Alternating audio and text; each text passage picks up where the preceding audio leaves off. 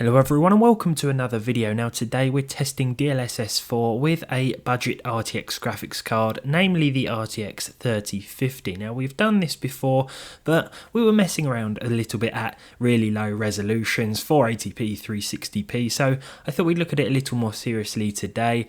Now to enable DLSS 4, I've done so from the Nvidia app, going to the graphics tab and then forcing the games to use the latest DLSS presets, either J or K. I also wanted to talk about how each game that I've tested looks, as well as how it performs when using DLSS 4 compared to the default preset that it comes with. So we'll start with Red Dead Redemption, the original game that came to PC last year. Now every game I tested today was with the latest DLSS K preset. For Red Dead Redemption 1 then we have DLSS enabled, of course, as it will be throughout, this time starting with quality mode.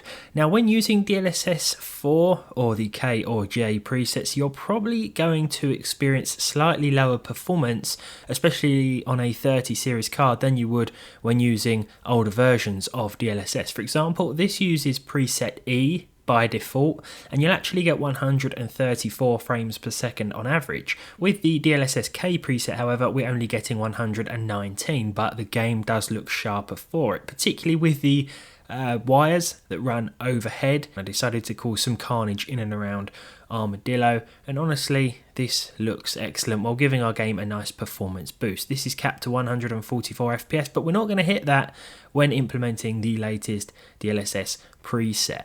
We'll move on to The Witcher 3 next. Once again 1080p as our base resolution, as is the resolution throughout. I then went with the Ultra preset and once again selected DLSS quality with preset K. Now preset A is the default preset here, and once again we will actually see better performance, 97 frames per second, than we do with DLSS 4, which will return 87 frames per second. But one thing I noticed immediately was how much crisper the game looked, especially when looking at details on the building in the distance in and around the city here.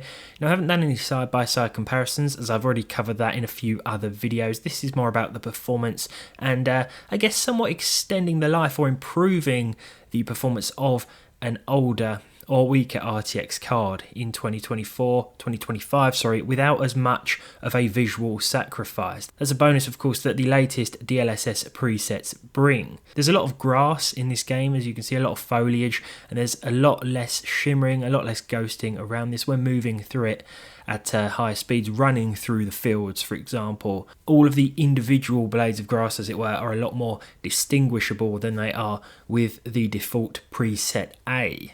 Kingdom Come Deliverance 2 uses the preset E by default, and this will deliver over 70 frames per second. When selecting the DLSS K preset though from the Nvidia app, we do see a drop to 66 FPS. This is with quality mode enabled, so still a very decent result, especially considering we are using a 3050. I don't have a 6GB 3050 on hand at the moment, otherwise I definitely would have used that. Of course, it's not just a reduction in VRAM. That card, it isn't as good as its 8GB counterpart. The 3050 has sort of always been overshadowed by the 6600, but I think if the price is right, then this entry-level 30 series GPU is still quite capable, especially, as you can see, if you want to implement, or you're willing to implement, some form of upscaling. In this case with DLSS 4, 66 frames per second, with some pretty smooth percentile lows as well, 57 and 54 respectively. When looking into the distance at the trees and the forests, there are basically no effects around anything. You may notice in the distance there's sort of some woodwork on top of the houses that pokes up. And now when I'm using the default preset here, the E preset, there's a little more shimmering around these, and it's not that noticeable unless you're looking for it, but it's nice that the details have been sharpened up a bit, and the jagged edges around certain objects have been somewhat reduced with this latest preset. And again, I think it's a small price to pay in terms of the performance that we lose for what is certainly better image quality. Now by default, Starfield will use preset C. This is a bit of a disaster, to be honest. Well, I thought it was best to target 40 frames per second, and that's a nice middle ground for games that are a lot more demanding. We've actually got 50 frames per second with the medium settings and DLSS performance mode with preset K enabled. I didn't want to select ultra performance mode because that does still look a bit, well, shocking. But here I find that this is a nice middle ground, and with the latest versions of DLSS you can sort of use a more aggressive preset, for example performance, and it's going to look just as good, if not a little better, than let's say the balanced DLSS preset when using an older version. And again, objects in the distance, structures, everything's a lot sharper, crisper, with less artifacts and less ghosting around smaller objects like wires and such. Spider-Man 2 is another demanding game. With the 3050, I managed to run it with the medium preset and DLSS set to quality for 67 frames per second on average. This is with preset K forced from within the Nvidia app. As you can see, it still looks pretty decent. Now at first I thought there were still some nasty ghosting effects, but it's just the effect that surrounds the wingsuit when you deploy it. You may be able to pick it up on screen. Of course we have the compression to deal with as well. There are certain wind effects as well that you can see. I can't remember the actual term for it. The water also flickers, but that tends to happen even with DLSS off when running native AA. Just seems to do that for some reason, so it can't be helped, at least not with the hardware I've tested. But performance wise, 67 FPS overall. The percentile lows could certainly benefit from some improvements, but we're only seeing about 3 frames per second less with the latest K preset than with the default E DLSS preset. For Black Myth Wukong, I went with the medium settings and 70% DLSS scale. With preset K enabled, we saw 66 frames per second.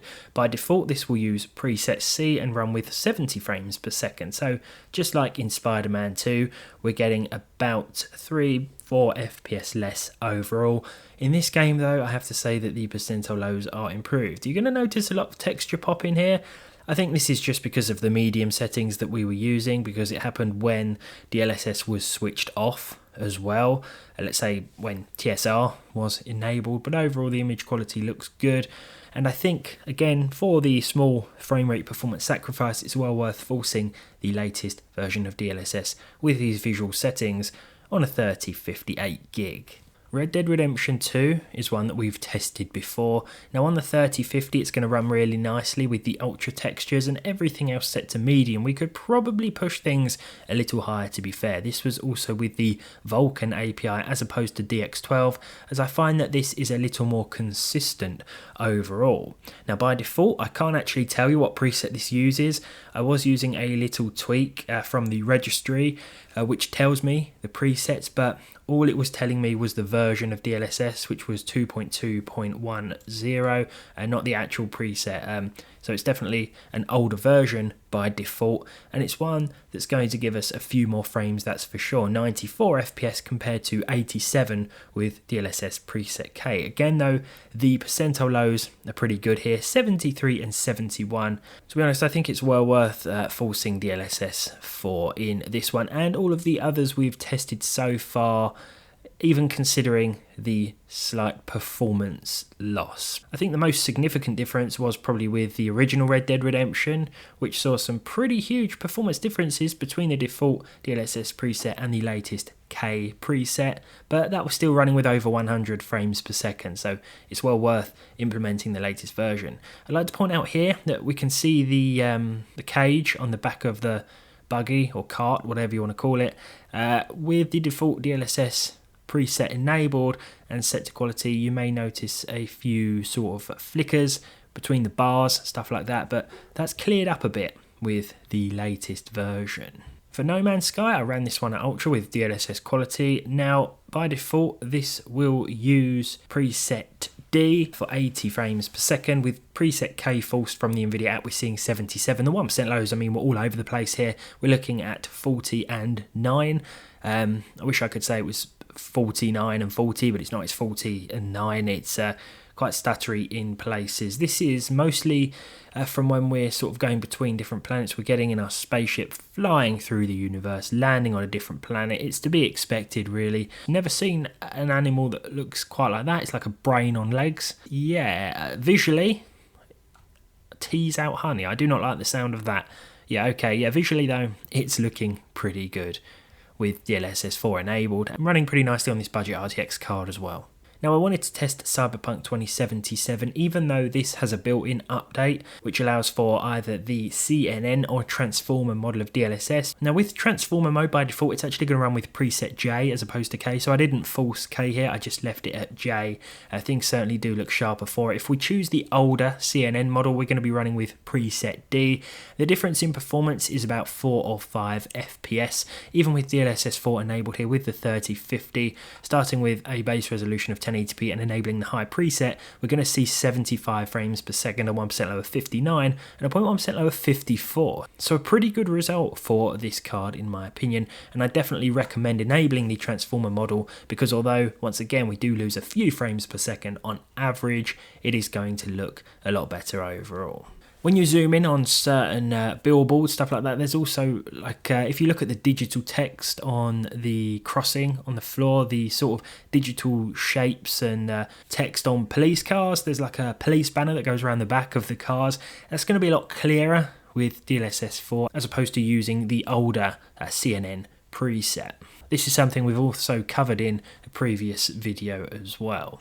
Now we've finalised with Indiana Jones and the Great Circle. Interestingly, this one will run with preset J by default, so it has DLSS 4. I think it received an update not long ago. It's going to run with 86 frames per second like that. I still forced preset K, however, just to see what the difference would be, and we actually dropped to 83 FPS on average. So again, a small difference in performance, but I think preset K looks better here. If we look at certain objects, again, overhead cables, fences in particular, like chain link fences, I'm noticing less shimmering between the links, but this is something that definitely was improved with the DLSS update anyway, so it's not as noticeable of a difference here when you force preset K compared to the default. So it's up to you whether you just leave this one as it is by default because it's still going to look good. And performance wise, we have to leave it at low. Otherwise it crashes sometimes if I try and start it on medium, or it might run at like 70 frames per second and then just decide to drop to 40 frames per second. So I think this is pretty VRAM limited, and you can see we're pretty much using most of it